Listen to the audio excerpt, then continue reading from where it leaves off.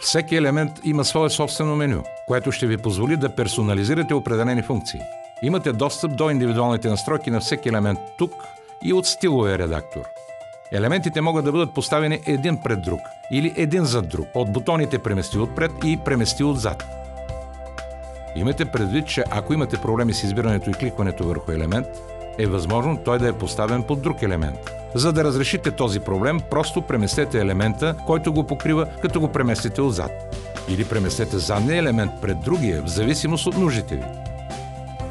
Можете също така да заключите елемента, за да гарантирате, че той няма да бъде променен по погрешка.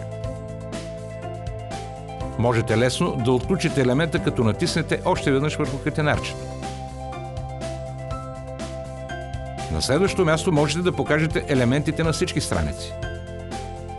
Сега, когато се разхождате из вашия сайт, ще можете да видите, че всички елементи се показват на всички страници.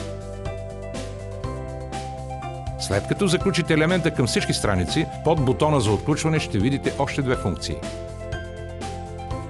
Отключване от останалите страници и отключване само от текущата страница. Първата опция автоматично ще изтрие елемента от останалите страници, но ще го остави на текущата.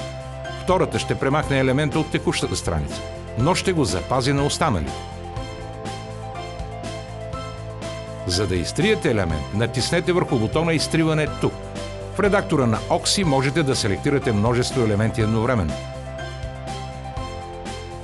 За да ги подравните, отидете в менюто на елемента и изберете типа подравняване.